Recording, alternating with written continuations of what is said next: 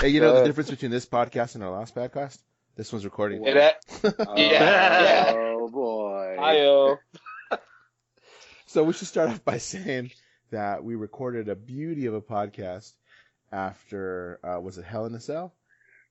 Yeah. And it was just, Yeah. it was podcast gold. Just audio gold. And the stupid thing didn't record. There was just no way to capture that magic again, so we didn't even try. Yeah, that was some of my best shit. Yeah. That could Anthony have was... been our number one hit. probably would have. Most downloaded. I'll never get that kind of good material on Mousefire. Yeah, could have got us a show on the WWE Network. You don't even know. But... Hell, we could have been guests on Bubba the Love Sponge. Yeah. Like Hulk Hogan? Oh, yeah. Oh, never mind. But that is the lost episode. So I don't know if this is episode 8, 9, or 10. Because maybe I'll count that one, but it was gold. So this one, I know half of us watched Crown Jewel and half of us are just like, nah, I just heard what happened. Yeah, that would be me. No, I don't think Anthony watched it either. He just got all the spoilers. Nah, fuck that stupid. I wanted to for about 2 minutes, and then I was like, you know what? Nah, I'll pass. I'll just read the cliff notes. So no way we're gonna go match for match for that. We're just gonna talk about what's kind of. Tell me how terrible it was. Tell me how terrible it was. Yeah, we'll get into that. Vic, did you watch it? Huh? Did you watch Crown Jewel, Vic? You know what? I saw a little bit of it. I was surprised that the women were involved because of, you know how Saudi Arabia is. Yeah, well, let's talk about that. Did you see what's her name get hit with a bottle? Or they threw a bottle of water at her? No, what happened? Canadian. I'm just blanking out right now. Natalia. Yeah, Natalia was walking down the ramp and someone threw a bottle at her. Going out or going back in? Going down, going to the ring. Well, they never showed her going back up. So, okay, first of all, let's just go ahead and we'll start there. It's a good place to start. So, it was the first ladies match in Saudi Arabia. Probably the only match that actually meant anything. On that pay-per-view. Yeah. Yes. But they came out and they had first of all, they had full suits on. So they had, Natalia normally wears those leggings. Yeah. Anyway, so they definitely had pants on, right? It was the, like tights, and then they even had their tops were long sleeve, and then they had like one of those night t-shirts over it. Yeah, over it. Yeah, it looked like Natalia just raided the merch table. You know, probably found her uncle's old T-shirt. You know, no, it was because it was a Hart family T-shirt. Yeah, it was sweet. So they had to have that on because obviously the rules about women in Saudi Arabia and what they can wear, they were trying to obviously respect that. So they had that on. The match itself was actually pretty good, but you could tell the entire match they were doing it and they knew what they were doing as far as setting, up something that was new, never been done before. So that played a lot into it. They were all smiles about it. Natalia got the win, which was totally expected. That if you're going to do this and have the first one, it's got to be Natalia, who even the commentators were like, she's done so much. She's the leader, of the women in the locker room because she's definitely been there the longest. And you knew she was going to get the win. She's had the most matches. She has had the most matches for women. Right. In WWE history. And the win didn't matter. Really? Yeah. The win didn't even matter. It was the fact that it happened there because they were making a very big deal about it. So after that, and I don't even think they ever said who it was, but it obviously had to be part of the royal family. So the two ladies then walked over to her, and they hugged her, and nice. There were obviously some words were said, and then Lacey kind of headed towards the back. Natalia went around the ring giving high fives, but they kept showing little girls in the crowd and females in the crowd who everybody had their phone out, which was Are pretty you cool. sure? They Are you sure it wasn't history. the Saudi prince? Are you sure it wasn't the Saudi prince that said you're gonna be staying later tonight? You're gonna be. Oh, that's another different topic for later on. Yeah, we'll get to that. The whole too. controversy. We'll get to that. Let's do that. I'm sure you guys heard about that from the fallout. Yeah. That probably was the match of the card. Mansoor, who is a Saudi Arabian wrestler. I think he showed up there. He showed up at the last one they had, and he showed up randomly on like NXT a couple of times.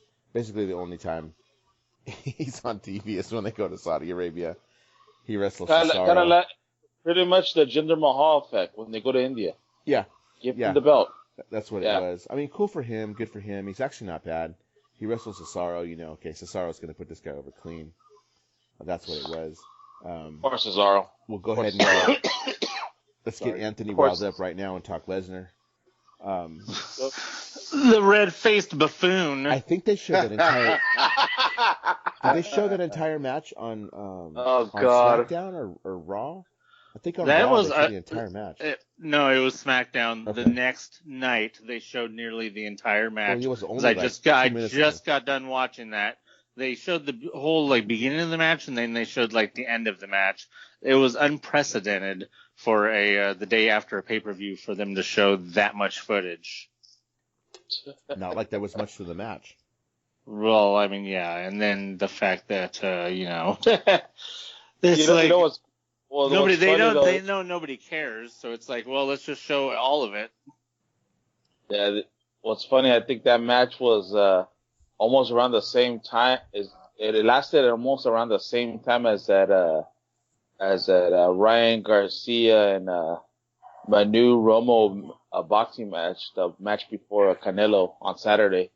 Lasted almost 1:30, almost the same amount of time it took Brock Lesnar to get him with that Kimura lock. Yeah, and that one, Kane is going to have some kind of surgery or something. So it was always meant to go short. You gotta set it up that it's 50-50 booking. Kane won the actual UFC fight. Put him in with Brock. Just coming in. You know Brock's going to do that. You know Kane at some point is going to come back and do that. Because by all accounts, I think he actually signed with him now to do some more stuff. So he'll be there. So I'm guessing he's gonna be at NXT once he gets his surgery done. I want to say. I don't think he's gonna. He's gonna show up at the Performance Center to get some work in.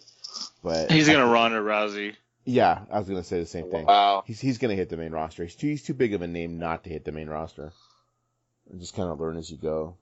It's just gonna happen. Do you have Stupid drop the belt before going back up against him, or do you have him go against him with the belt? I think he probably because it doesn't make. Because if you're gonna have Velasquez win, you can't really give Velasquez the belt. No, that's what I was thinking. Unless you're gonna be serious with him as a performer, but otherwise you have to have Lesnar drop the belt before going up against Kane. No, otherwise, I think we talked about this before. When I know Dan for sure saw it when Kane was in AAA. Man, he got moving. Dude, he was fire. Yeah. Fire, son. For a MMA fighter who was a college wrestler to be able to pull the moves that he did with the, he didn't have a lot of training. He had some training, but he didn't have the years that some of these guys got. So you know who gave him some training? It was pretty rad. Was actually Conan. Conan and Disco Inferno actually gave him a little bit of training. Shit. They set him up with a guy that trained him here in California. He had some training from those guys doing that. So no, he's all in. Actually, I just heard an interview with Daniel Cormier, and he was talking about how he was hanging with Kane, and it's kind of the one that got Kane back into wrestling because Kane watched it as a kid, and then they went to some matches, and then Kane was like, I think I could end up doing this, man. He had such a good time with it. It's I think I could end up doing this, and then ended up at AAA. Did he fight on that pay-per-view in Madison Square Garden? Who? Kane. Was he on that one for AAA? I think so. No. He was the one he did the Triple Mania one in Mexico. I know he did that one. And that's the one Dan saw. I actually saw that match too. He didn't do the Madison Square Garden one? The one they shared with Impact? Don't remember. I don't remember, but the reason I bring that up is because I saw something today that they're actually going to show that on Saturday or Sunday. They're going to show that on El Rey Network. Oh, cool. So that'll be. Is it on YouTube though? I don't know if it is, but I know they're going to show. I know they're going to show it on El Rey. A lot of the triple A's, all of their cards are on. They don't go on there live, but they make their way on there. Yeah, I was gonna say, didn't AAA had a show going on in Inglewood at the Forum? I don't think it's past yet. I think it's coming up. Really? Yeah, they do. They do, but I don't think it's past yet. October, huh? Hey, did they just sign a deal with ProWrestlingTees.com? Oh, yeah. Yeah, they're going to be supplying the merchandise, man. Yeah, you can buy all the I saw that. To them. I want a Parker shirt. Hell yeah. He's hurt, dude. Hey, man, Yeah, shut up and take my money. That's all I can say. Yeah. Oh, well, okay, I was going to say, Vic, were you the one that posted that? Shut up and take my money on the Punk Wrestling Facebook group? Yeah, I posted that. I thought that's what it was for. That's funny. Yeah, I like that. You know what? I like I kind of like, the Triple A shirts. They're very hard to come by. Not anymore. Not anymore. Yeah, thanks to the power of the internet. God bless the internet. I'll tell you that. Praise him. Praise him. Yeah, I was telling Dan earlier that I think Foot Locker is having a sale on those WWE ugly Christmas sweaters for like $9, dude. Oh, I saw that. I saw Tawny post that. Yeah. Yeah, it was pretty funny. I was like, I picked up the Bret Hart one actually, so actually looks pretty dope. The the tag team turmoil. Oh my God. That was another one that was just like, what? What is this? So the OC is the best tag team in the world. But you know what though? They needed that. Yeah. As stupid as that sounds, they needed that. Yeah. If they're truly going to get over with AJ, that they needed that because they beat they pinned not War Raiders, the Viking Experience. There you go, Viking Raiders. Viking Raiders. Called. Yeah, whatever the hell they're called nowadays. And they did it without Shane. Yeah, they didn't do any. They did it without AJ. Actually, it was clean. It was a clean pin. Nice. They pinned Eric of the Viking Raiders, so that puts them in contention, of course, for the Raw titles. But it gives them some steam going into everything else. Yeah. Well, the Viking Raiders weren't they in the independent scene? Didn't they win the New Japan titles? Oh yeah, they won everything. Ring of Honor. Yeah, they won everything. They've won everything everywhere they've been. Yeah. It would have been a toss up between either Gallows and Anderson and the War Raiders. I'm like, they're like in the indie scene. They're very known in the indies. Well, they're really good, and the thing is, the way they're booking them, I mean, they really haven't been beaten. So to put those two guys, the OC, over the Viking Raiders, like they've got to have something planned for the OC because they put him over clean. Hey, can I just mention real quick about how, despite the fact that they have the belts, they still had them in a squash match this last week. It's done. Jeez. With the Mean Street Posse, or who were those guys? The Polo Boys or whatever it's called. I'm like, it's one thing for them to be pushing, to get them, having, people have squash matches week after week, but you don't have squash matches once you have the belts. That's a waste of belts. If there was a possible way for there to be more of a waste of a belt than putting it around Lesnar's waist, it's to have a tag team with the belts do squash matches. That's just dumb. Yeah. Was that Rodney or Pete Gas? Or no, man. Their sweaters tied around their shoulders, and I don't know what the hell that was. The Tyson Fury and Braun Strowman thing, man. The best thing about the Tyson Fury match was his entrance, and even not just because it was more pyro than anything else you'd ever seen. He was doing okay.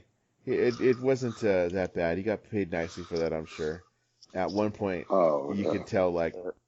He knew what move was going to come, and Braun, I don't know if he didn't react to something correctly, but there was an awkward standoff, okay, I'm waiting for you to stand up so I can kind of jump in your arms. It was kind of weird. Well, you know what? But was it wise to put Braun Strowman in that position to lose? It's not right to put Braun Strowman in any position. It doesn't work anymore. I'm just like, this is a guy that he's supposedly he should be a main event guy. He should win the world title at least at one point. It's just, I don't know. It just doesn't seem like it's gonna happen anytime soon for this guy. He's another guy like Cesaro in a way. But at least I think Braun Strowman has more of a better opportunity of getting the strap down the road than Cesaro will. Yeah. Unfortunately. Well, and the dumb thing is that they literally have a template for the big guy role. All they had to do was throw him into the old Big Show role and have him do the same exact thing. But instead, they got stupid King Corbin, trying to be the big man, acting like he can. I meant to mention it last time, but it would have been wasted anyways.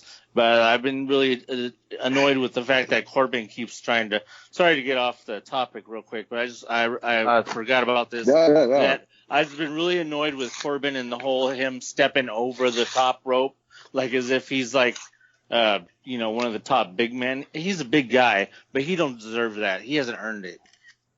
And that's all I gotta say about that. Well, why are they still pushing Corbin? I don't understand this shit. Yeah. Why are they pushing Corbin? Because Vince likes him. What could he possibly do and people, to make him be so likable? I'm just out of curiosity.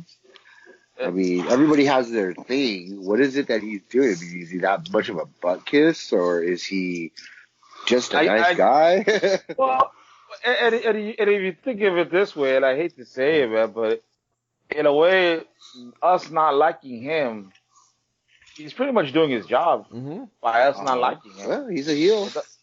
He's a heel. I'm like, it's kind of like the same way how I felt.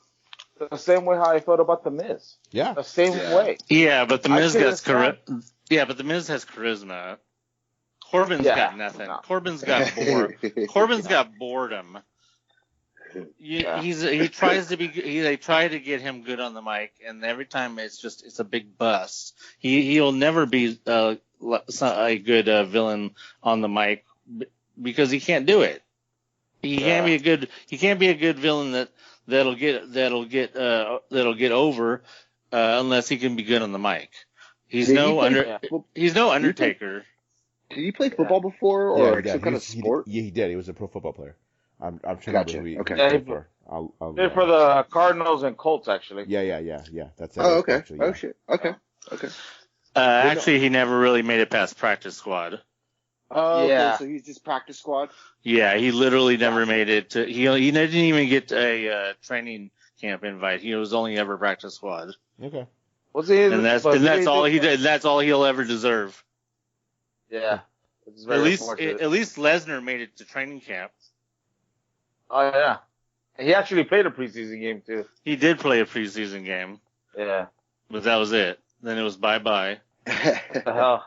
Actually, I heard an interview with Baron Corbin before, and by all accounts, I'm not gonna lie to you, he seems like a dude we'd hang out with.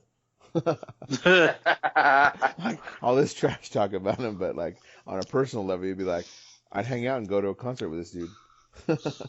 Well, that's what I'm saying. It's like what could it be? I mean, is he genuinely a nice guy? Yeah, no, he is. Like people actually like him.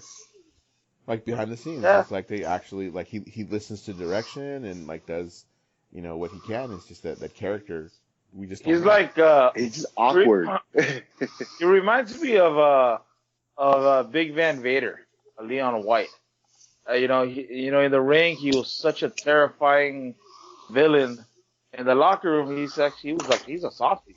He was a baby. From what I heard, stories about him, He'll talk to you. He'll talk about a novel. Hey, how you doing, bro? See, you mentioned it before too. Someone did. He does remind me of the Miz. I hated the Miz. Like I hated the Miz, and then he just grew on me. I just, you know what? I hated doing his job. He grew on me. Yeah, it's kind of like the same, the same way like when I told you how the Miz reminds me of Nick Bockwinkel. I'm like nobody likes a guy who talks with big words, has a lot of money, charisma. I'm like, nobody likes that. I don't like that. And one thing I didn't like about the Miz is the fact that how he used to be in the real world. I always said, man, this guy is just using wrestling. He's using, because of his star power with the real world. Thing. Yeah. Yeah. But then, later on, it kind of grew on you because now it's like, what the hell? He's like one of the best performers in the business. Yeah. And he's doing his job. I can't complain. He's doing his job, and his job is to get a bunch of angry fans like myself pissed off at him. Well, 100% too. He's earning his money, man. You know, he's a much better villain than he is babyface. That's true. That's true. Big time. Team Hogan, Team Flair. How did that go? Oh, jeez. It actually wasn't bad, but it was nothing. I mean, this show was crammed with guys that got paid a really good amount of money, like the B team, to be out there for about a minute. They got paid quite well to travel halfway across the world for a minute. It was... And they'd be stuck out there for 2 days. Yeah, well, that's coming. I don't have a lot to say about that match. It just was like, it's what you expect out of those guys. It was good, but it wasn't anything like, oh my god. Went about 20 minutes. I don't even know that I want to talk about all the Rusev and Bobby Lashley stuff. I don't ever want to talk about that again, and we've already talked about it too long. Okay. So we'll get to the main event. Can I say, I hate the freaking red light. I hate the red light. Oh, come on. Don't you like a little bit? I can't see. A little bit of a speak? Come on, they use the red light again, huh? Yeah. The main event, Falls Count Anywhere match, had the freaking red light. It's the Fiend's thing then. It's his trademark. It's like the Undertaker's blue light. I was gonna say Sin Cara, the original Sin Cara, which was Mystico when he first came to the WWE. He wrestled under like a light blue shadowy light in the first couple of matches. Okay, have you ever seen any of the old Sin Cara matches? That's a light blue kind of shadowy thing. This is freaking plain red.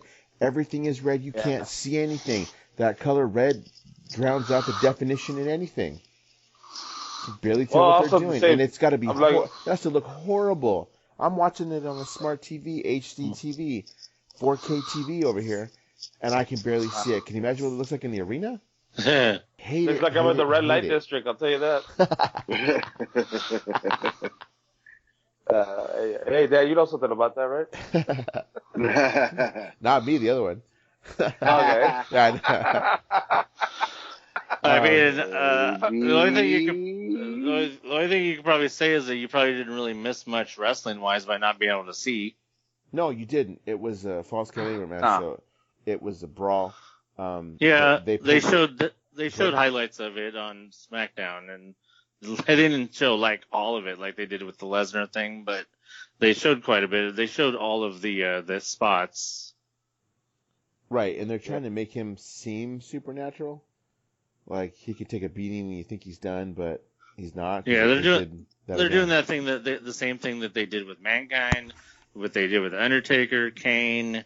Yeah, it's just rinse, wash, repeat. Pretty much. Everybody needs a replacement. That's just how it is. Everybody needs I could make him. We'll give him something. It could be that the Fiend is probably this generation's version of Undertaker. Who knows? That this could be it. I'm like, do I see him? I'm like, it's also at the same time, who's gonna take the belt away from him? He makes it seem like he's totally unstoppable. Right. And like we know that's a mistake. Yeah. Big time.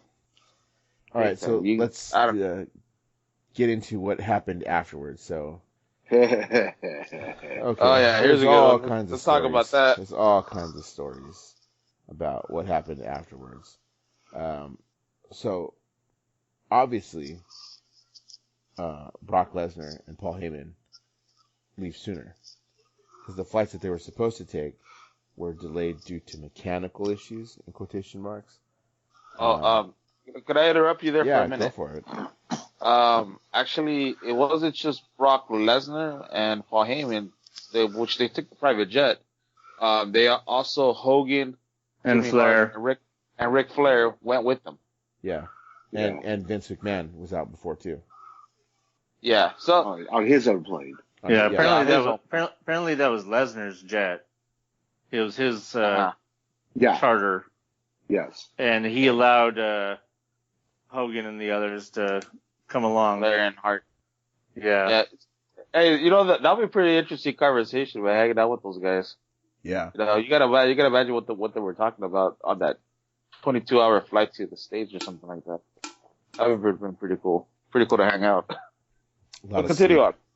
Well, yeah. So the rumor was that they were stuck there due to mechanical issues. They did have to disembark from the plane. Were in the airport there. They were put up in a hotel too, actually.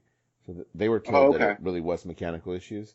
Rumor is that the prince held them up for some reason, something to do with being paid, actually. The story is that apparently the Saudis had not paid Vince for the Super Show in July. Mm-hmm. Yeah.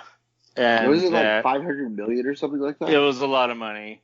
And around Vince was mad, and they were supposed to have paid by the beginning of the match or something, and they didn't. And so Vince cut off the feed he cut off the Saudi feed to the pay-per-view, and like in the middle of the show, and then that's what pissed off the prince, and that's why the prince basically kidnapped all of the WWE talent, except for those that escaped.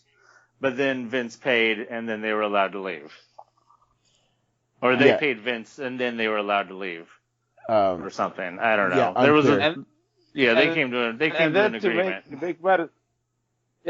make matters worse, they did the agreement thing, and then you hear all the Twitter reports. Everybody from the roster constantly saying, "I'm never going back. I'm like, I don't know if can you imagine if everybody revolted? Did you see the show? Did you see that the WWE just announced they're doing this Saudi thing through 2027? They just agreed on it today. Yeah, a lot of money, man. A lot of money. Well, it's not coming in ratings. If you can get it, because apparently Saudis don't want to give it up. It's a glorified house show. That's all it is. A freaking glorified house show. That's all it is. You can put anyone in there, and it will people will be like all excited about it. Put Heath Slater in there in the main event. Well, yeah, those guys are getting paid big money to work for a minute. Yeah. Like I said, what you're gonna see. Here's what you're gonna see, because you keep getting the guys, the new guys, current guys who are not gonna want to go, because this is gonna mean a lot. Like who's the one I would talk?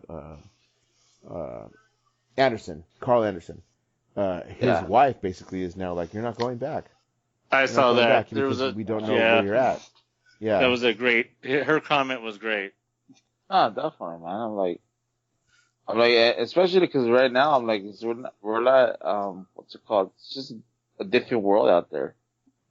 Way different world. I'm like, women really hardly don't have any rights. You think this women's match would help liberate? It's not gonna help. Sorry. It's gonna take more than just one women's match to change the culture there. I'm gonna call it the way how they. Go ahead. I'm gonna call it right now. The next one they have, you're gonna see more legends. Oh God. That's why you have Hogan and Flair. Flair got the payday. Wasn't there supposedly a rumor that said that that the Saudi prince was asking for like an Eddie Guerrero Macho Man match or some bullshit like that? He did. Yes, Yokozuna, like he's been dead for Rick's talked about this. We deserve Yokozuna. He's been dead for 10 years. Yeah. Give me a Ravishing Rick Rude match. Yeah, no, so the next one's going to have Honky Tonk Man and Vincent. Or Virgil. Why? Because he needs that fuck money and meat sauce, dude. Hey, Virgil is all elite now, okay? I know, I saw that. That's why I brought it up. If you watch Dynamite, he made an appearance. Yeah, he's all elite now. There you go. I don't know if he's the GOAT, because I wasn't raised on a farm. That dude's freaking gold. But watch, you're going to see more legends, because so many of the current guys are going to be like, I'm not going back because of what went on, but you're going to get those legends who need the payday. Yeah, Can I get Rowdy Piper versus Ultimate Warrior, please? Right, something. You're gonna get the fake Ultimate Warrior. Where's the Renegade? Is he still around? He's dead too. He did die. I forgot. That joke went nowhere. Anyway. Bushwhackers still, yes. Yeah. Bushwhackers still alive. Greg the Hammer Valentine, bro, is going to be the next one. Oh, yeah, Texas Tornado. Yeah. Oh, wait, never mind. Let's bring the entire Von Erichs against the heart. Never mind. Okay, so this naturally leads into what happened this week with the two shows, because those guys all got stuck and we're obviously not going to make it back to the States for Friday Night SmackDown, which is already asking a lot. That's a lot of freaking travel time to be there the next night and wherever they were. It was in New York that they were at? Buffalo. Buffalo. Yeah, which is in New York. I'll take it. To do that, to be there the next night. So you end up, and I think I talked to Anthony about this. I think I was talking to you, how this was a blessing in disguise for NXT. To get that time on SmackDown, to call them and be like, well, what the hell are we going to do? All our main roster is stuck over in Saudi Arabia. So the ones that you saw there were the ones that refused to go. Daniel Bryan refused to go, so he's there. You saw him. Yeah, Daniel Bryan was obviously notable, and we already knew that his stance because he had pulled out of a previous match that was supposed to be over there. Right. Sami Zayn, too, was where you saw Sami Zayn. Because of his Syrian heritage, he refused to go. Right. Yeah. So that's why you saw them. But again, I think it blessed. And then all the women, of course. Which it was great to see Renee back at ringside, albeit for only one night. And taking that. Yeah, even though she took. Yeah, big tough. She's a trooper. It's okay. So why did they have Aiden English out for only one match to commentate? He was there, and then they brought in the oh man, what's that guy's name? Pat McAfee. There you go. Yeah. Pat McAfee. I'm like, didn't that guy used to be a kicker? Yeah, he was. He's a punter. Yeah. Oh yeah, punter. That's right, for Indianapolis, right? Yeah, I think so. Yeah. All of a sudden he's there and he's all about NXT. So I mean, like I said, that was a blessing in disguise. We did get Adam Cole and Daniel Bryan, which was a really good match. Yeah, that match was pretty good. I thought it was. You know what? Go ahead.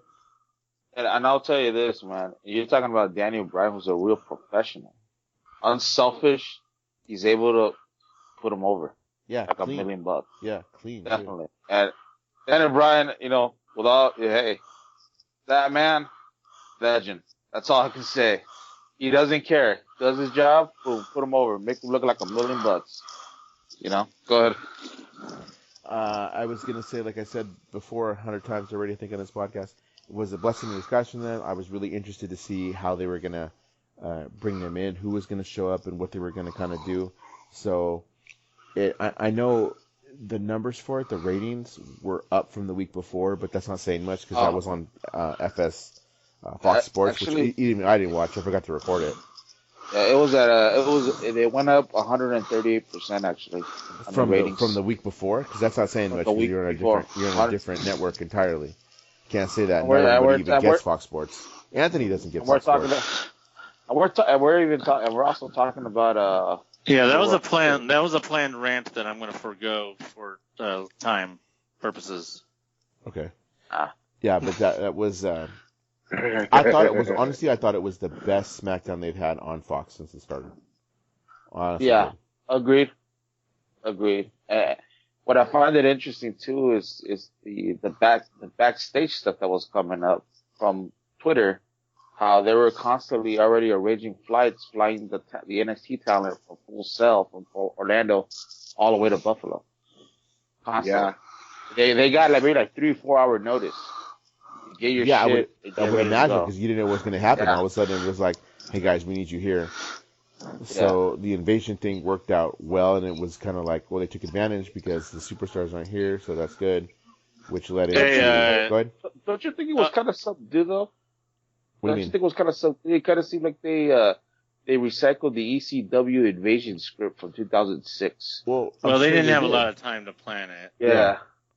They just they had to throw it together. I mean, I thought it was pretty. I mean, yeah, it did seem very similar. But I mean, considering the amount of time they had, It wasn't bad. I think I just wanted to mention real fast that the speaking of the Miz Ciampa spot was pretty awesome. Yeah. Oh yeah, no, that was a pretty good match too. It was a very good match. Yeah, I thought the whole show, like I told you, was actually pretty good. It kept me interested to see what they were gonna do. Shayna coming out and laying out Bayley and Nikki Cross and Sasha. I didn't see Gargano in there. No, he wasn't. See Gargano. I think Gargano's selling the Finn Balor thing. Ah, okay. So Finn had mentioned him something about being in the hospital, which it's not a storyline, but that's why. Right. I thought the same thing too, and then I remembered they're really selling the kick to the face from Balor. Yeah. Because you didn't see Balor either. No, I didn't see Balor either. But I'm guessing they just want to keep it as an NXT exclusive in a way, instead of because he he's noticeable. Like everybody knows him on either Raw or SmackDown. So. This was definitely meant to feature the newer stars of NXT, which I think that was smart. That was smart on their part. Oh no, definitely. Raw did the same thing. So you had Undisputed show up on Raw. I don't even remember what. Yeah. Oh, okay. No, hold on. Back to Brock Lesnar again. Who goes and quits SmackDown. God. Anthony, did you hear how they explained that? How that happened? Like, did you hear what the reasoning was? The storyline. You mean what? How Heyman explained it on SmackDown? Yeah, that it was. Part of the trade for Nikki Cross and Alexa Bliss. What? No, I didn't hear that. Yeah, what? that's how it was. Oh Storyline is part of the to be named later pieces you got to go to Raw to get. Wait, so does that mean that means that he's on Raw then? Yeah. He's on Raw and the Fiend is on SmackDown. He takes the Universal title to SmackDown. Yeah. The WWE title. Oh yeah. Fiend takes the Universal title to SmackDown. And Brock is showing up as the WWE champion on Raw. I just. But that's the reasoning. That when they got traded there were 2 draft picks. I don't even know if it's actually the right move to even put Brock to Raw. I'm like, Fox is a new network. I'm like, they want the star power. Why? Well, right now that's the Fiend. Yeah. I don't know. So you go through all that trouble of screwing over Kofi, giving him the belt, and then just to turn around promoting him for SmackDown, just as Dan predicted, and then you turn around and you send him packing, and then you send him packing back to Raw just so he can feud with Rey fucking Mysterio. Why? And to see him going around and choking out people and turning red, looking like a stupid tomato, it's dumb. Nobody wants to see it. What's the point of just saying, what the hell's the point of Rey feuding with Brock? It doesn't make any sense to me. I'm like, Brock is going to squash him like a little bug. I'm sorry. It just doesn't. I'm like, seriously, if Rey wins the title for Brock, I think at this point, the title doesn't mean anything. Doesn't mean anything at all. At this point, I don't know. I mean, is Rey just an in-between until they can set up the Kane match? Is that all it is? Is he just the woman in the in this storyline? I don't know. I think we see that down the line. I don't think it's going to be anytime soon. It's just he's got to get that. It's boring. It's boring. It's even more boring than anything that they could have been doing before.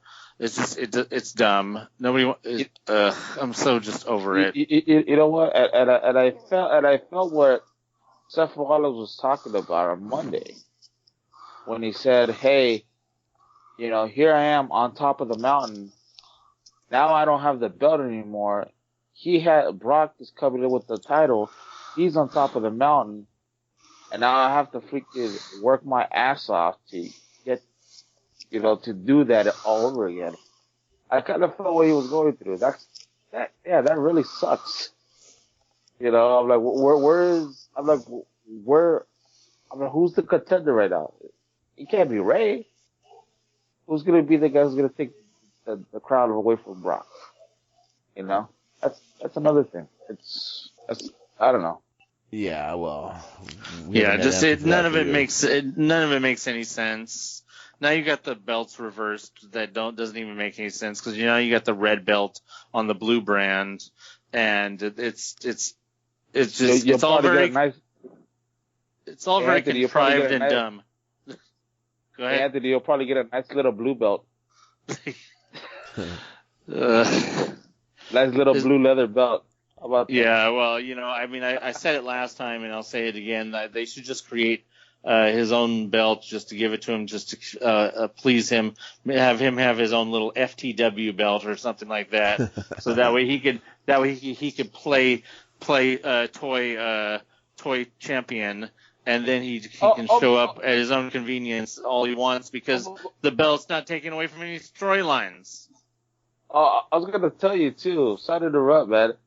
But the belt that Brock had on this past SmackDown, it wasn't actually the real belt.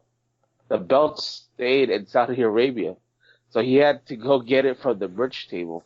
One of those authentic replica ones. Oh my gosh! If you notice, I don't know if you noticed in the picture, you can tell, dude. You can look like a toy belt, dude. Wow, on SmackDown. Yeah, that's funny. Yeah, that is funny. I thought they carried that with them. No, they don't actually. They give it to once they hit the gorilla position, I think they leave the belt to with Vince or whoever's in charge there. They're the ones in charge of cleaning it or changing the plates off or whatever. Huh. That is very weird. I don't even remember what else happened on Raw, to be honest with you. The Becky Lynch and that Sonya Baszler Shayna confrontation. Baszler? Yeah, that was an intense interview. Oh, the Kabuki Warriors are now there you go. around again. Is it just me or are the women stealing the show? The women are putting a clinic, man. They kind of been. Anthony, if we're going to talk about the Kabuki Warriors, let's back up to last week, actually, before Crown Jewel, to their amazing match that they had on Raw. Who the hell did they fight again? Damn it. Dan, help me out. I'm trying to remember. I don't remember Raw. I know it happened right after they sprayed Paige with the green mist. Oh, no, that was it. There was no match. It was just that spot with Paige was really great. Oh, yeah. And then you had the debut of Kairi Sane's new look.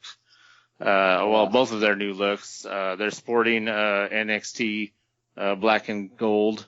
If you guys didn't notice that, which is basically the same colors that Bayley had when she turned bad also, but now she's gone to a black or a blue and gold. That was a really great spot. And then, I don't know, I watched NXT on last Wednesday specifically to watch the Kabuki Warriors versus Dakota Kai and what's her name? I forget the other one's name. Tegan Knox. Yes, her. That was a really great match. Did you notice after she spit the mist in her face that when Kairi Sane pinned her, she kind of got it over her face so she wouldn't see that she got sprayed? Yeah, that was great. Yeah, the referee then, after the match was over, looked at her like, what the heck? And ran over to get a towel. The whole thing was sold really well. It was an excellent spot. The reaction, the crowd welcoming Asuka back specifically after so long gone, and then obviously Kairi too was awesome. On Monday, who did they wrestle? It was I haven't watched that yet. Charlotte and Natalia. Natalia. Yeah. Oh, okay. Yeah, Natalia and Asuka, they put out a clinic, bro. Exchanging of holds, submission. I'm like, dude, it was like a clinic pretty much. Like in the first couple of minutes, on the ground, go from an ankle lock to sharpshooter it was just the ground, dude. They got the ground game down. Yeah, they rolled around a little bit too, huh? Yeah, dude. I appreciate good wrestling. That's good wrestling right there, dude. The ground game. Seriously, come on. Yeah, no, I agree. Definitely. I can't remember what else happened on Raw, other than NXT invading again. Then this one, like I said, I haven't watched it yet. What's it called? Buddy Murphy and is it Cedric Alexander? Oh yeah. Is it? Yeah. Buddy Murphy, Cedric Alexander. Wasn't a bad match. It's getting, I'm like, how long are you going to be pushing, I don't know how long are they going to keep pushing Murphy? Or, I hope so. I'm like, he's getting there. Yeah. The one match that I liked was the Street Profits and Humberto Carrillo against the OC. Power Ranger? Yeah. Yeah, the Aztec Ranger. There you go. Yes. Yeah, I wanted to talk about the Street Profits too. They made their Raw debut a couple weeks ago, and they've had some pretty good moments in the last couple weeks. Oh yeah. Those they're you know what, they're an entertaining tag team, bro. They're very entertaining. I like those guys Because they got charisma. big time. Yeah. They remind me. And, I don't want to sound stereotypical, but they remind me. Remember the old tag team Primetime? Yeah. Yeah, how they'll be in the backstage area hustling. Okay. Of course, they wouldn't be hustling, but they'll be promoted. But it didn't fit. It didn't fit when they came out with for that 6-man against was it the OC? Yeah. It didn't fit when they brought Humberto Carrillo in there too. It was kind of awkward. Nah. Yeah. You know who Humberto Carrillo reminds me of? Remember El Dorado from the Super Friends? You remember that, Anthony? That's good. El Dorado from the Super Friends? Friends? That's Humberto Carrillo, dude. He's very smooth. He is. No, he's good. It's just like that ring outfit that he comes back to is a little different. He's smooth in the ring. He's also his skin is very smooth.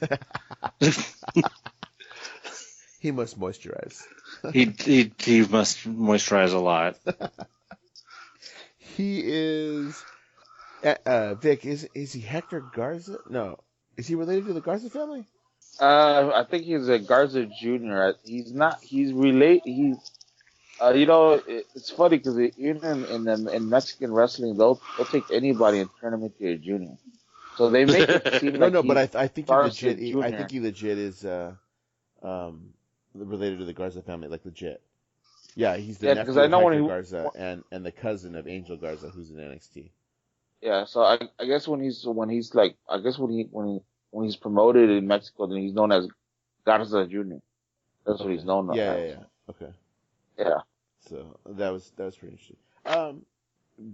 Seth Rollins and Adam Cole. We got that match too. That was a good match. Yeah, you know what? How did I know it was going to end up so Seth Rollins doesn't lose? Daniel Bryan put him over clean. Seth Rollins are not going to have to do that. As soon as they announce that match.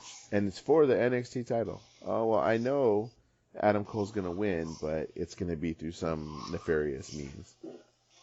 There was no way Rollins or Bryan was going to win the NXT title. Right.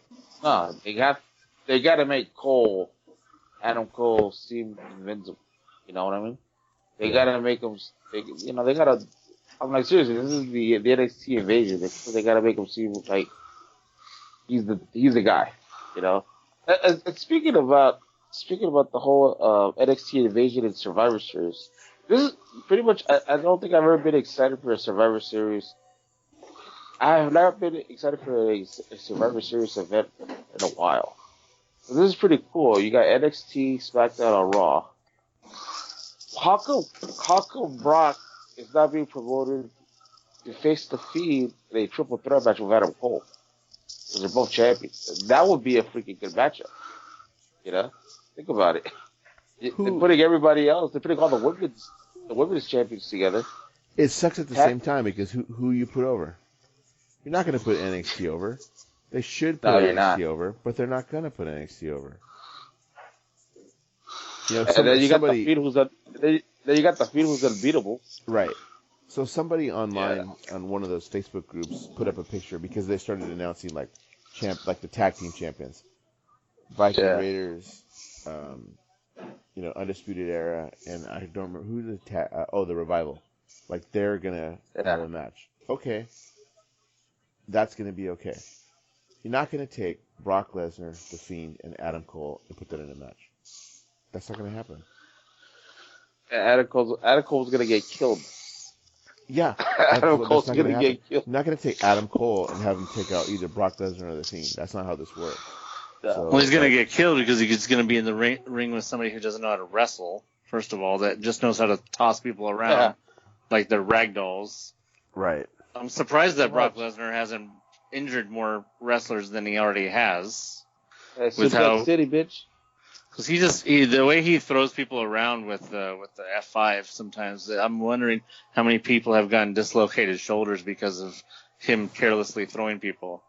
I mean, considering how many people that Nia Jax accidentally injured just by being rough, you imagine how many people Brock Lesnar has injured? Yeah, for real. Because he never throws that F5 correctly.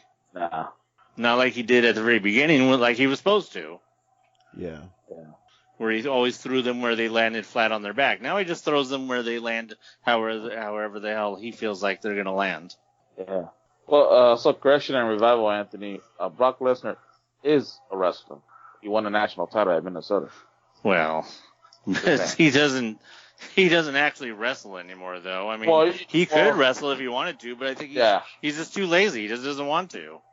Yeah, well, he's a hard-hitting guy, man. He's not gonna go. I've never seen him do any submission holds. You know what I mean? Like, you would think with the wrestling background he has from his college days, you would think he will actually use some of that stuff. You know. But they make him seem like he's like the most powerful guy. He's like he's able to just hit you. Yeah, and that's it. I don't know if that's how they want to portray him. Throughout his whole career is just as just a brute force, rather than actually letting him depend on his actual skills like they do every other former college wrestler that has been in. Yeah. But the difference between him and all the others is that he's huge.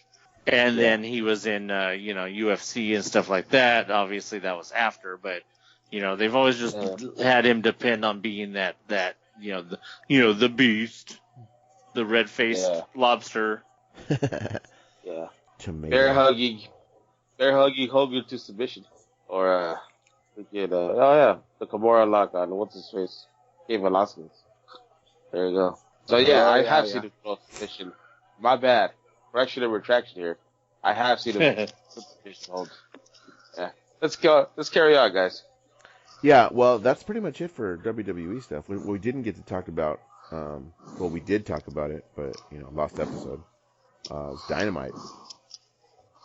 We haven't talked about Dynamite on this podcast yet because when the last time we recorded for the Lost episode, it had just premiered. So, what are we thinking about Dynamite so far? I'm thinking I love Chris Jericho's purple David S. Pumpkins jacket in the in the contract signing of last Wednesday's Dynamite. That was pretty good, actually. The video that he put together this week was fantastic. Yeah. Got a video from him. Yeah, which is where we saw Vincent. Yeah, Vincent Jones, Virgil. Sammy Guevara. Like it was pretty good. It was funny. The Rick and Morty match last week. Right. Orange Cassidy alone. Yeah, Orange Cassidy's been entertaining. I really love the whole just doing things with the hands in the pockets. Yeah. It's very. I'm trying to think of anybody who's ever done anything like that. Not to my knowledge, man. No, I can't think of anything. Which shows a lot of talent to be able to do that with your hands in your pocket. Yeah, the suicide dives through the ropes that he keeps doing with his hands in his pockets are very, very impressive. What's the name of those little? What's the name of those little motorized scooters? The ones that you use with no hands, or whatever it's called. I've seen like a video or a GIF I've seen a video of him riding one of those and then just jumping over the bridge with his hands still in his pockets. Yeah, it's pretty funny. Like a hoverboard? Yeah, like a hoverboard almost. Huh. You know what I'm talking about? It has like the two wheels and you just stand on it. Yeah, on both sides? Yeah. Yeah, it's a hoverboard. Okay, yeah, hoverboards. Yeah. They're weird to use, man. They're very. Have you ever been on one? No, I've never been on one. I have a couple times. It's not the easiest thing to use. Oh wow. It was fun, but it was not the easiest thing to use. I've been all about it. Actually, Dan, have you watched more than one episode of the Dark? AEW Dark? Yeah, I've seen all of them. Okay. So I didn't know this. Well, I knew they had that, but Dan was saying he watched it and he's like, damn, it's actually pretty good. Yeah, it's pretty awesome. Tony Schiavone is the host, and actually this past Tuesday's episode had, I think she's the Spanish commentator for AEW for Dynamite. She's the co-host, the new co-host from here on out with Tony Schiavone for AEW Dark. Yeah, so, and it seems like there's a lot of guys. What I talked about before was that this roster is getting so big you can't feature all the guys. That's a cool way to actually feature them. Yeah. You say, oh, hey, we've got too many guys on this thing, so we're going to obviously give the live crowd a show because those are usually 3.5, 4 hours, and throw in these matches. I thought was something that's kind of cool. So it's heat? Yeah, in a way. Because how many matches are there? That I don't know, Dan. Well, so AEW Dark has 3 matches, and then you've got Dynamite, and let's see, is there anything else after? No, I don't think there's anything else after. No, I think Dark is meant to be the matches that they have. The reason it's called Dark is because it's a dark matches they don't show on TV. So, just kind of plus that you're looking at it. You know what's called? Dynamite has a 2-hour show. So instead of putting the extra third hour with that extra third hour, you know what? Why not have a filler? Okay. There's a lot of filler too on these dark things, these dark shows. Cody Rhodes has an interview. What is it? Undesirable to undeniable. I think the last one was with Jimmy Havoc.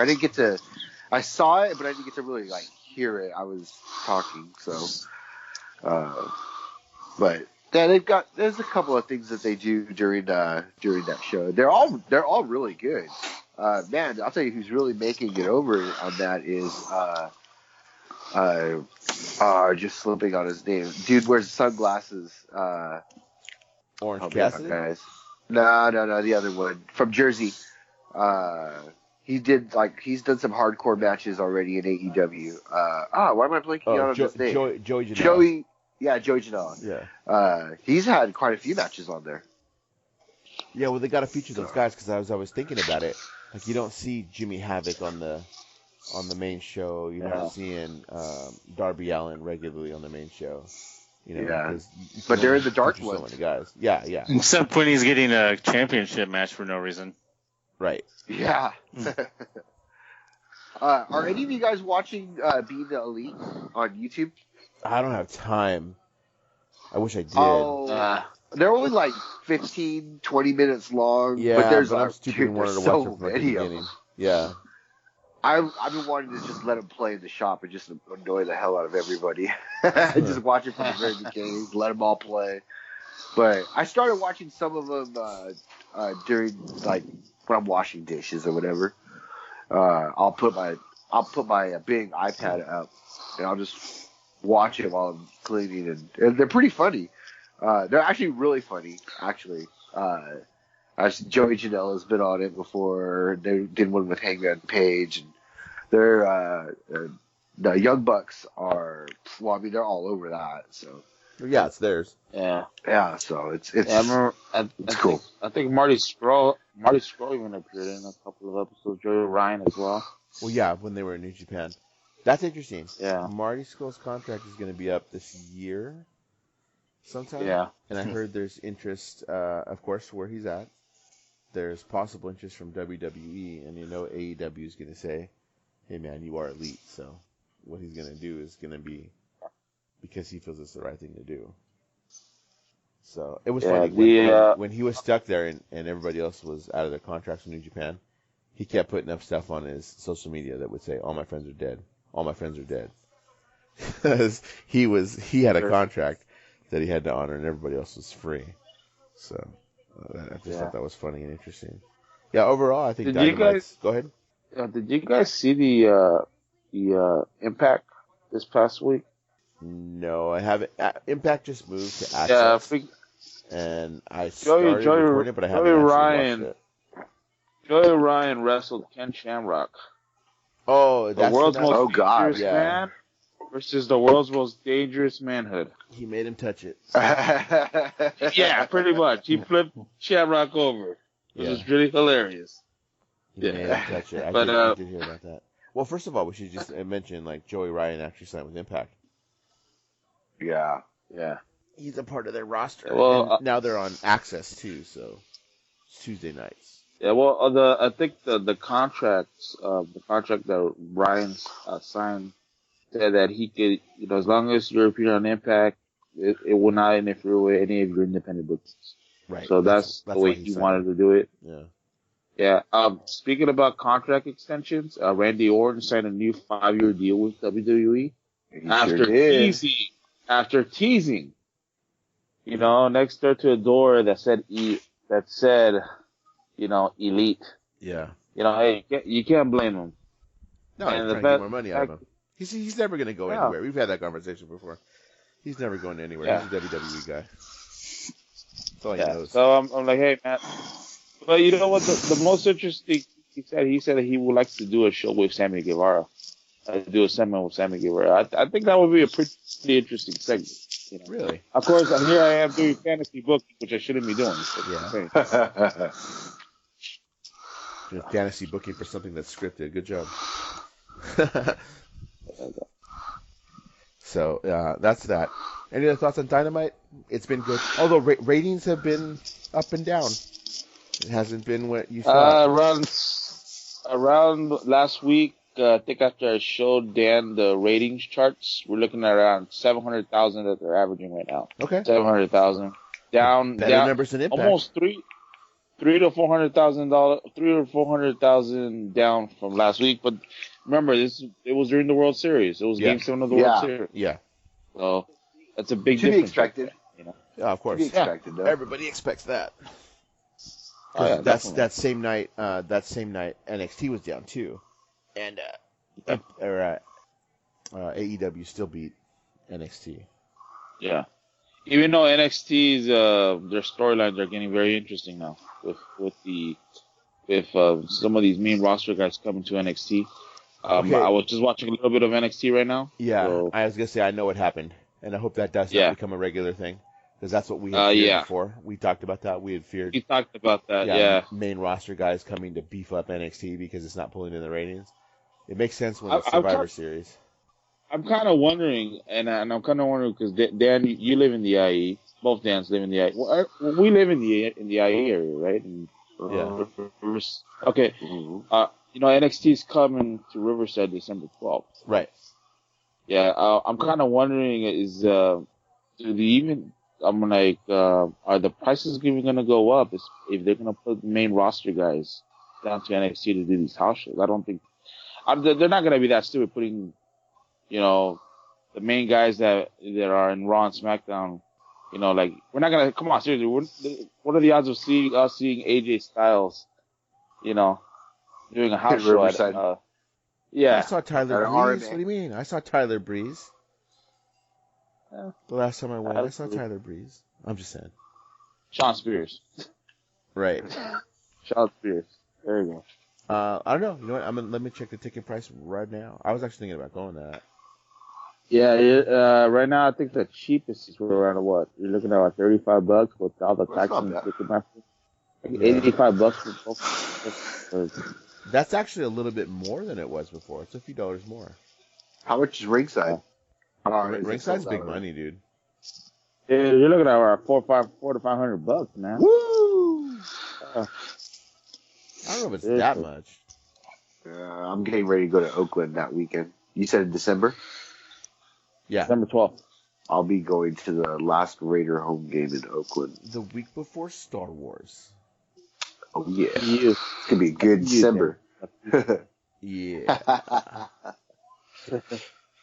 Most expensive tickets I It'll see be right a now. Black Christmas. It'll be a Black Christmas at the Black Hole. Damn it.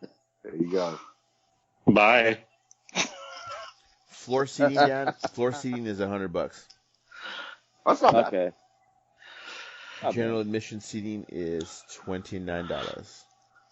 And these are ones, if you want to go, you can go to the Fox Theater and actually buy them there with no service. Oh, there you go. No service charge. Instead of the I Fox Theater. may have to do that. I may have to do that. So, that's WWE. That's AEW. Impact was talked about. Does anybody watch Power? Do you even know what Power is? I had, you know what? I did see a little bit of Power, and I know Billy Corgan put out a message about Jim Cornette, because I guess Cornette was either clowning or insulting people with mental illness or suicide. Yeah. I don't mean to laugh, but Billy Corgan pretty much states that you know what? Us here at NWA, National Wrestling Alliance Wrestling, we do not honor or respect, or we don't. Pretty much, Jim Cornette is on himself. We do not reflect his views or his opinions. That's what Corgan said. So, I'm guessing Corgan's giving him a green light or maybe another chance. Because if he does say something again, you know, come on. I'm like, as much as I love Cornette, I like Cornette. He's all right. Sometimes he gets on my nerves about about the AEW stuff. But the fact is, hey man, they're doing things that you ain't doing. You're talking about a guy who was, hey man, you put this guy in a box and you lead him to the ring, and he's definitely going over with the crowd. You don't release? Come on, seriously? Seriously. Yeah. Anthony, I respect that he's a. Go ahead. Do you know what Power is, Anthony? Have you heard of this? No. Okay, it's NWA. Oh, so okay. They're bringing that back. Billy Corgan from Smashing Pumpkins bought the rights to NWA, so it's a studio wrestling show, like the ones from the 80s. Also, I wanted to interrupt here, but Colt Cabana just regained the National American Championship from James Storm. Oh, really? From NWA, yeah. This was, I think it happened 3 days ago, actually. 3 days ago. Yeah, I can't watch that. I can't. I'm not a fan of it looks low rent to me, man. I can't do it. It's not good. I don't think so. What's wrong with some Plenty of people what's wrong like with it. some Southern wrestling style, Dan? I can't, man.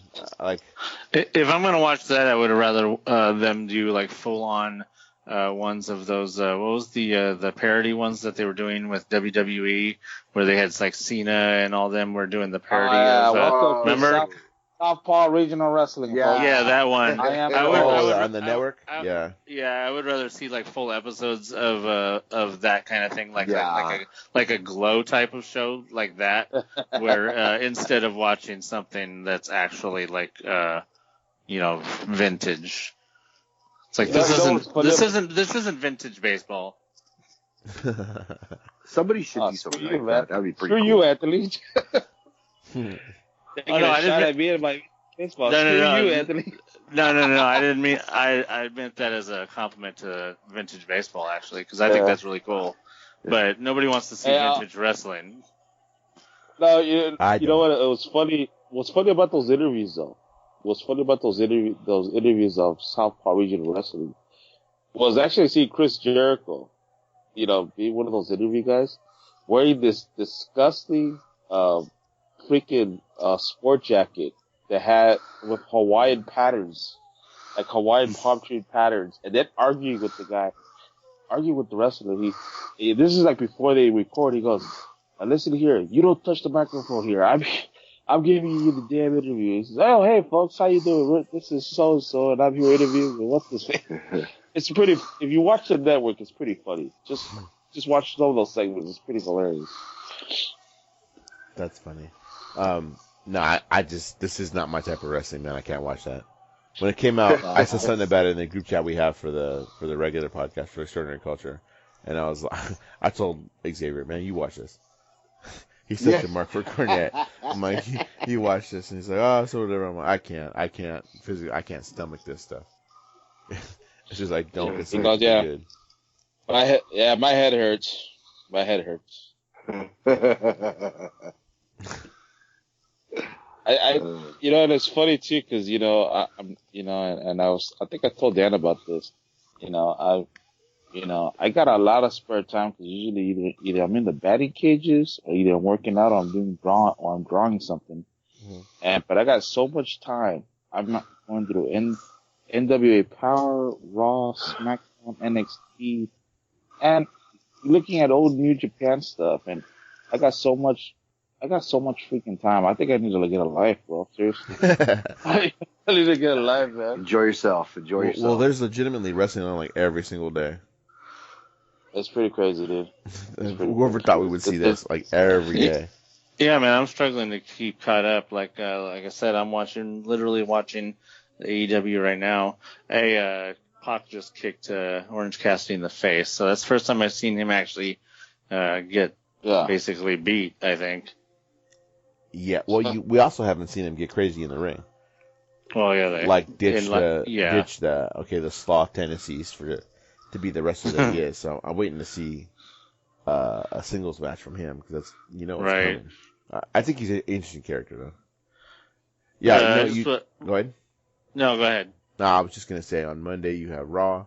On Tuesday, that's when what is it? Dark. Impact and Dark.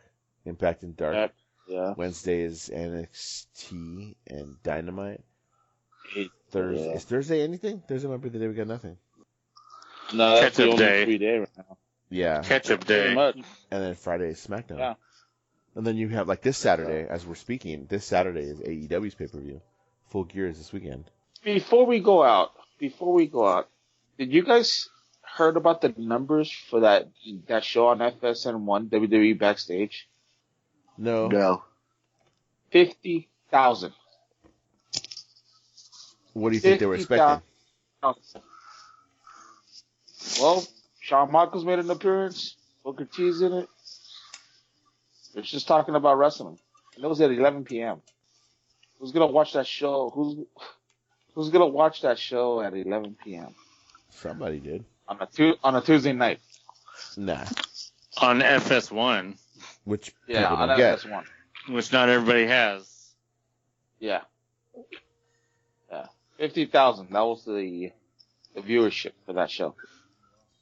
And I have it. I recorded it on YouTube TV, actually. So that's because CM Punk wasn't on there. Oh, yeah. Well, you know what? It's funny, too. We know. They said that the deal has not been signed yet, supposedly. I believe it. But you got Brodus Clay, though. Uh-huh. You got Brodus Clay. Is he doing something for Fox Sports? The Funkadactyl, what the hell is this thing? Fox News, no? Yeah, man, all I know is when that's on, I just fast forward through it. I don't care. Like, at all. Oh, yeah. The fat version of Flash Funk? Oh, yeah. I heard he has a, some kind of sexual misconduct allegation against him and some chick at Fox News. Yeah, no, that's true. I heard that, too. Is it against that freaking white girl conservative, that nice young looking white girl conservative that wears glasses? It might calls everybody snowflake. It might be. Oh wow. Which one? Which one? You're talking about the young one? You're talking about Tommy? You're talking about Ingraham? Or you're talking about? It's probably one of those two, right? Tommy's the hated one, right? It's Tommy Lauren. Yeah. Yeah, it's the chick, the one that's from Texas. The one that I guess she's from her family's from Texas. She's young, she wears glasses. And she keeps telling everybody that you're a freaking snowflake. I don't know what her name is. It probably is Tommy Lauren. Don't get it wrong, she probably is a nice little one night stand in the sack, but still. Nah, but she's hated for political stuff. People hate her. Yeah, I just can't stand her political shit. She was going to come to Riverside, actually. She was going to come to do something in Riverside, and people were ready to straight protest her. They didn't want her here. Some kind of TED Talk or something. People were like, she's a total bitch. Yeah, not gonna happen. This is a total. Well, didn't have the arguments for this one. I think we're pretty much all in agreement, though, that what the hell WWE is doing. No idea what they're doing or where they're going with a bunch of crap. Women's war games. Yeah, I'm interested to see that actually. Very interested to see that. NXT is still where it's at. Well, they retired the Women's Evolution pay-per-view. I know that for a fact. They announced. They didn't officially announce it, but you could tell if you go on the website. They got the retired pay-per-views section. So Women's Evolution is in. So I guess this is maybe another gimmick pay-per-view for women. Well, I talked to you about that, Dan. We talked about that last podcast. Which show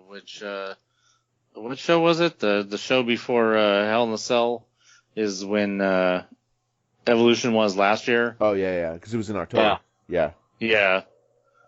And it was a one and done. But then Stephanie comes out still talking about Women's Evolution this last week, and I'm like, come on.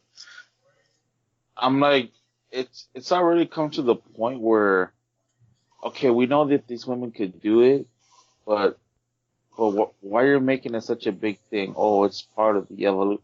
I mean, how long have we been in this evolution phase, guys? Like 3-4 years already? 5 years? We get it. Just let them compete. Let them do their thing. Yeah. No, it does. It gets boring. It gets watered down. It seems like Stephanie's just milking whatever it's left of that division.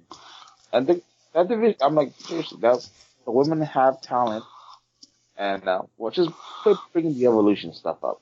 Hey, she is her father's daughter. Yeah, whatever she can. You know what? Yeah, Vince with the boob job. Yeah. Much. All I know is this.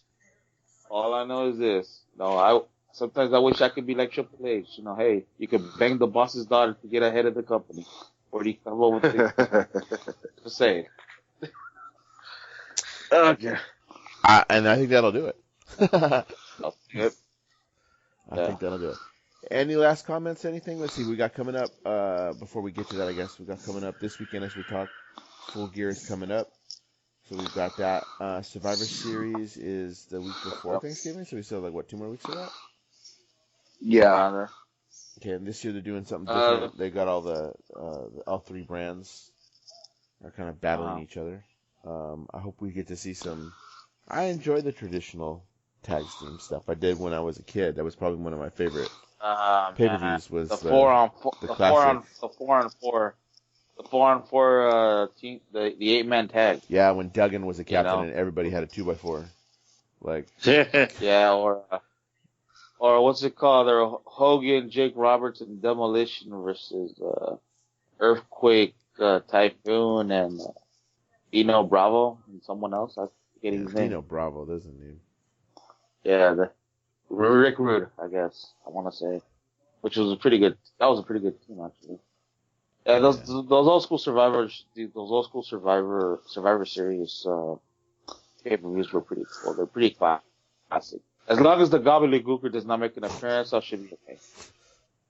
No, I think we're safe. Yeah. I think we're safe. Okay, quick fact, guys. Go for it. Gobbledygooker.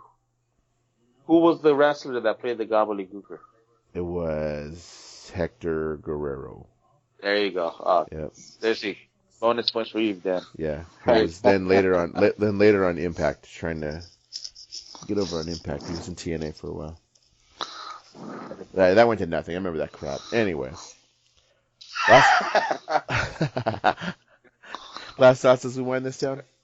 Anything going on? Anything we need to watch out for? My last comment is that this podcast is probably not going to be as good as the other one. No, but it's an interesting conversation, and we wanted to hear what was going on with the mess that was crowned. Yeah. So we got that. Oh wait, you know what? We never got to the end of. I'm going to take it back right now. Of Tyson Fury and Braun Strowman, how it actually ended. How did it? It with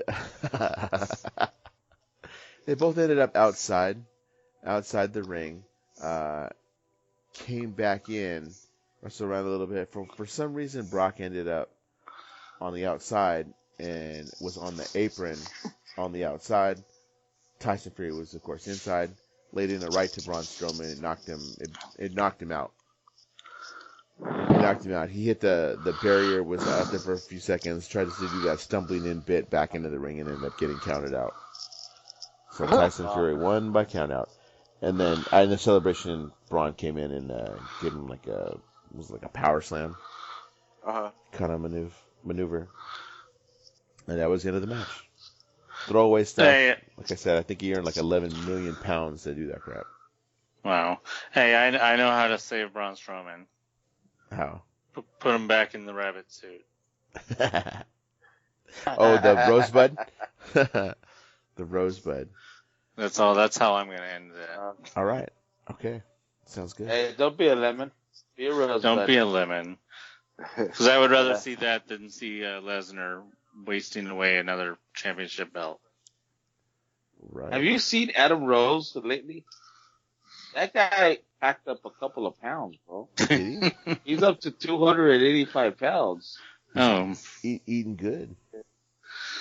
Yeah, no, that guy, yeah, he gained a lot of weight, man. Gained a lot of weight. Yeah. Anyway. Not doing much. That'll be doing it. Yeah, I think that'll do it for today. We've got this one. This one will actually make air. All right, gentlemen. Pretty much. Another successful episode. This one will actually make air. Yeah. Not quite as good as the last one, but we did it. Made it through. So I guess we'll catch you soon. Cool. Sound good? All right, my man. This one recorded. Later. Promise you. and I will talk to y'all later because I'm about ready to go to bed. Yeah, my phone's gonna die. All right, guys. Good night. All right. Bye. Hey, guys. Kayfabe Culture is part of the Extraordinary Culture podcast universe. You can email us at exocast@yahoo.com. We're also on social media. You can find us on Instagram at exoculture. We're on Facebook at exocult. We're on Twitter at exocultcast. You can listen to Extraordinary Culture or Kayfabe Culture on Podomatic, iTunes, Apple Podcast, Stitcher, Google Play, Spotify. You can YouTube Extraordinary Culture Podcast, or you can ask your smart home device to play the Extraordinary Culture Podcast.